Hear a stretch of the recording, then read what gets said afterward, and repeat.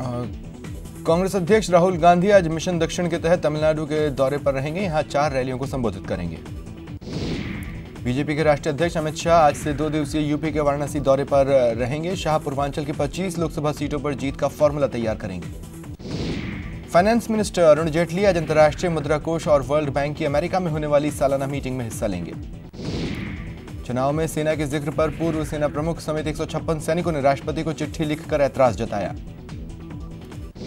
Supreme court ने सरकार को राहत देते हुए चुनावी बॉन्ड पर रोक नहीं लगाई है। कोर्ट ने कहा सभी राजनीतिक पार्टी 30 मई से पहले ईसी को सील कवर में जानकारी साझा करें।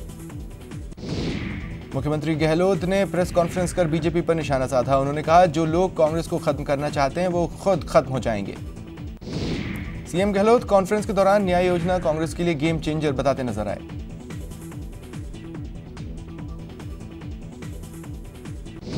प्रेस कॉन्फ्रेंस में सीएम के साथ डिप्टी सीएम सचिन पायलट, मंत्री रघु शर्मा, रामेश्वर डूडी मौजूद रहे।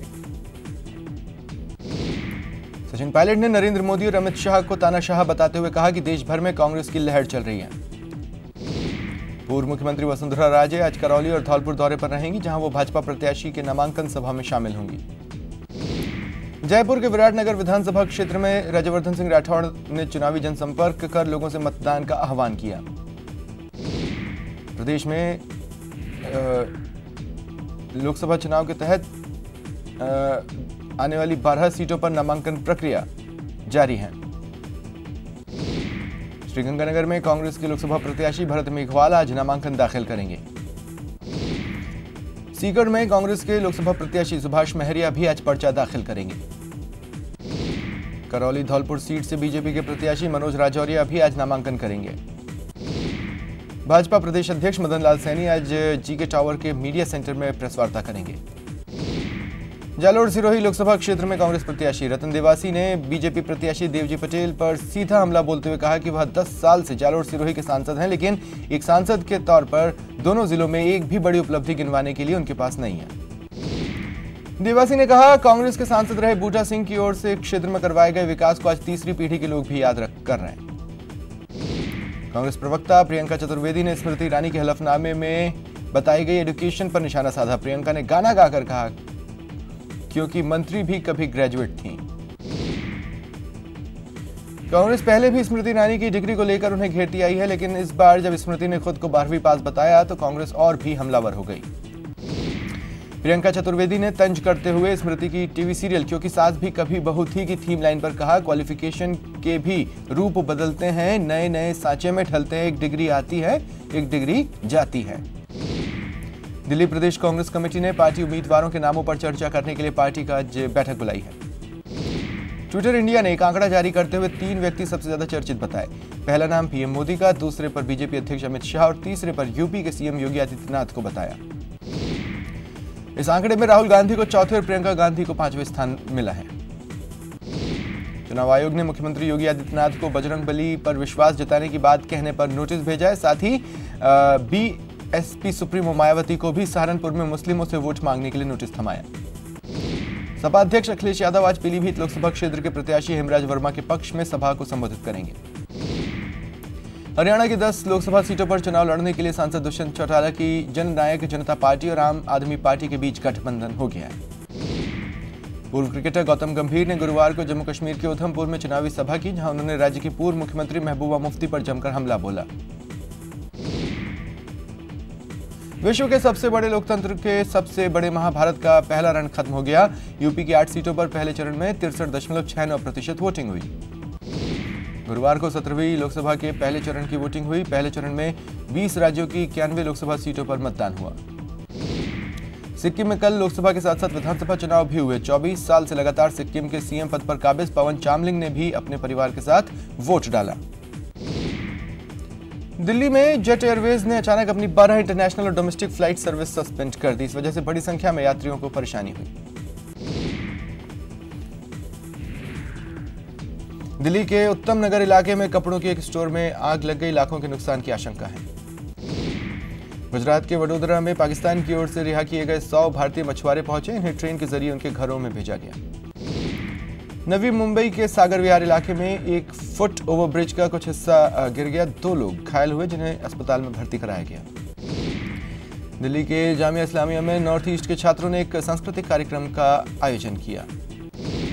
पंजाब के अमृतसर में जलियांवाला बाग कांड की 100वीं बरसी के मौके पर एक फोटो प्रदर्शनी लगाई गई। मुंबई में देश का पहला इंटरैक्टिव और रिसर्च के लिए बर्ड पार्क तैयार किया गया, जहां लोगों को दुनिया भर के अलग अलग किस्म के पक्षियों को समझने और उन पर रिसर्च करने का मौका मिलेगा। चतरा में उदीयमान सूर्य को अर्घ्य देने के साथ ही लोक आस्था का महापर्व चैती छठ संपन्न हो गया। यूपी के सिकंदराबाद विधानसभा के अलीपुर गांव में जबरदस्ती मतदाताओं से वोट डलवाने को लेकर बीजेपी और गठबंधन प्रत्याशी के समर्थन में जमकर मारपीट और फायरिंग हुई। 3 लोग जख्मी हुए। घटना में एक युवक के आंख में गोली लगी, जिसे अस्पताल में भर्ती करवाया गया। उसकी हालत गंभीर है। मथुरा रेलवे स्टेशन पर आज तमिलनाडु एक्सप्रेस में बम की सूचना मिलने पर हड़कंप मचा। बीडीएस, जीआरपी की टीम ने ट्रेन की चेकिंग की। बम न मिलने पर ट्रेन को आगे के लिए रवाना किया गया। हैदराबाद की प्लास्टिक गोदाम में आज भीषण आग लग गई। लाखों का सामान जलकर राख हो गया।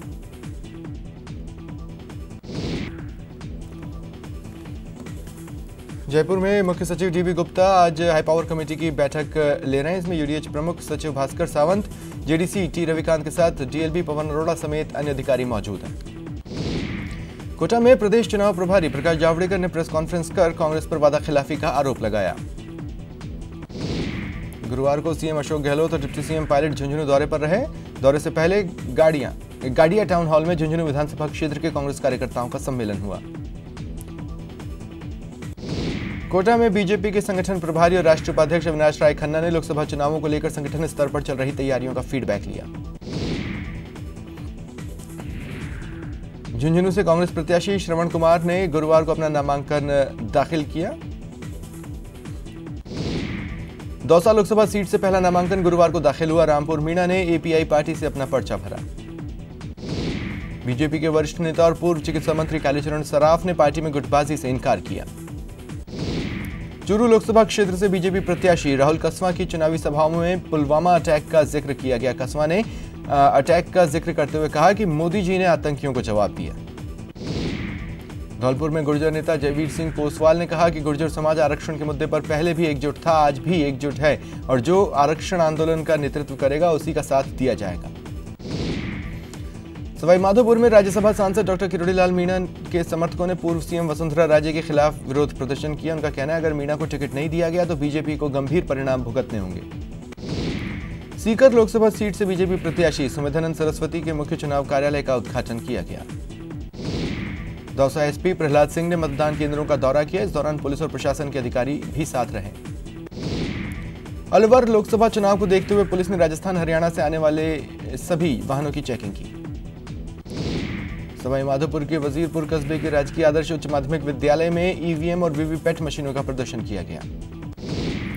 चित्तौड़गढ़ लोकसभा क्षेत्र के लिए नियुक्त सामान्य पर्यवेक्षक मिनहाज आलम ने चुनाव के बाद सामग्री जमा करने के लिए किए जा रहे इंतजामों के कार्यों का निरीक्षण किया। चित्तौड़गढ़ में लोकसभा चुनाव को लेकर ईवीएम वीवीपैट तैयार करने वाले स्टाफ को प्रशिक्षण दिया गया। सरदार शहर कस्बे में लोकसभा चुनाव को लेकर प्रशासन ने अनेक कार्यक्रम चलाकर मतदान के प्रति लोगों को जागरूक किया। करौली में नादौती ब्लॉक कांग्रेस कमेटी की बैठक हुई। लोकसभा चुनाव 2019 पर चर्चा की गई। जयपुर में नगर निगम ने कार्रवाई कर रामलला के रास्ते में भवन को सीज किया। आवासीय हवेली को ध्वस्त कर बनाया गया था भवन।